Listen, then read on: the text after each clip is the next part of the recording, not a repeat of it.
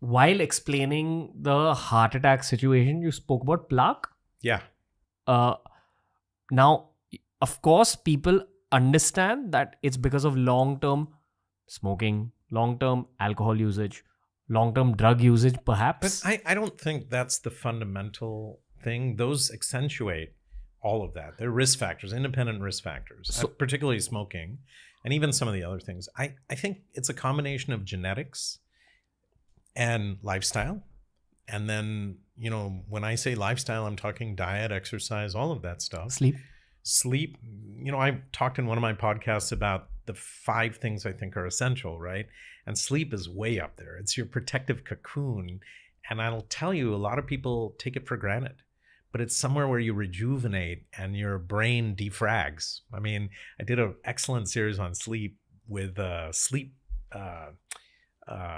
specialist, and he taught me so much about sleep, and I didn't know that much. And I have all these trackers that we use, and what I found is it's clear your memory, your long-term memories are saved when you sleep.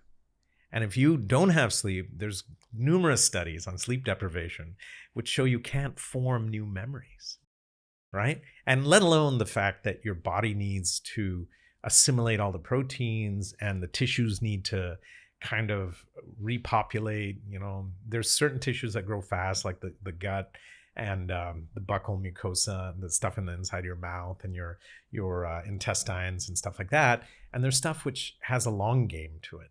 And sleep is one of those things that helps it. Water, believe it or not, it's so hot right now. We're in the middle of summer, right? And we talked about this on the channel that yes, there's these ballpark rules, right? 3.7 liters for males, 2.7 liters for females, but it's not that simple. And the bottom line is you got to keep up with your water intake, decrease on your caffeine intake so that you don't diurese yourself, meaning make yourself pee all the time. And if you do that, I assure you, drinking enough water is one solution, which you will find very, very, very, very effective. Related to heart health? Yeah, 100%.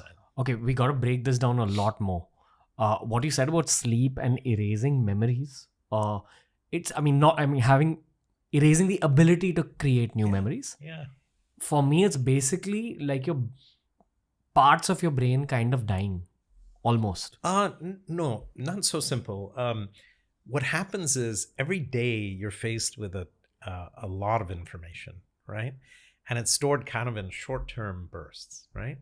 At nighttime, the theory is that all gets organized and permanently stored. So if you think about putting it in technology terms, a hard drive, right? When you defrag a hard drive, it basically takes all the rubbish out and then it organizes blocks. And that's what happens during sleep. And particularly in REM sleep, you know, rapid eye movement sleep, you are doing that very effectively. And so if you don't have REM sleep, it's also been shown that your memory formation is not that great. And you're basically, in my estimation, I think you're reliving your memories while you're sleeping and they're getting organized. But it's not your brain dying because the neurons are still there. There are other things which will kill your brain, no doubt, right? But that doesn't kill it. There's theories that 90% of your brain is not used. You're only using 10%. I don't think it's that simple. But the idea is the brain is very plastic and you can reorganize where things happen. This was shown in people who have had strokes.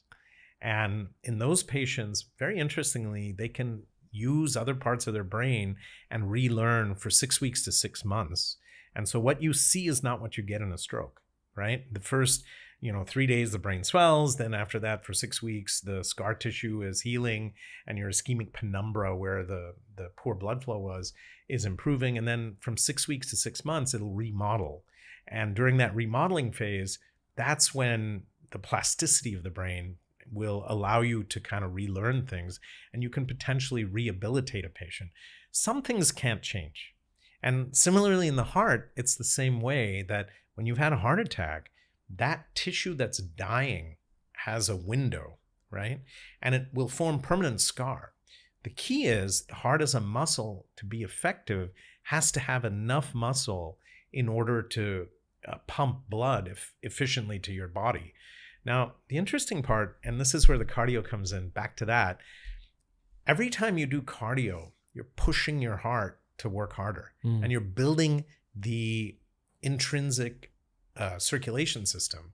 And in places where your flow may not be perfect, or let's say you have a plaque, the heart, so long as you do it in a very definitive manner, will adapt and create new arteries, neovascularization, and sort of bypass those routes. And so what happens is you're quote unquote ischemic conditioning your heart. Will create new arteries. Create or make those channels bigger. It's like if you have a road in Andhri, right? And you get a blockage in that road. What do? You go around it, no? That's similar to what happens in a heart, that the harder you push and the more traffic going through in the way of blood cells, it will figure out another way around. Now, that muscle gets stronger, and it in the most amazing athletes, it's quite interesting because their resting heart rates are very, very low. Their muscle is so efficient that it can pump the same amount of blood that you and I do with a higher heart rate. So, pumping is all about heart rate times stroke volume. Stroke volume is the amount of fluid you have in. So if you alter either one of those, the pumping capacity goes out. Now, we were talking about water just now. If you're dehydrated, your stroke volume's down. So your heart has to beat at a higher rate. Similarly, if you get a gunshot wound and your blood is down, your heart rate will go up because you have less volume, right? And so that's how they all kind of play into each other. And it's all physiology, right? It's all biologic processes 101. As a heart surgeon, you had to know all of that stuff. So quite interesting.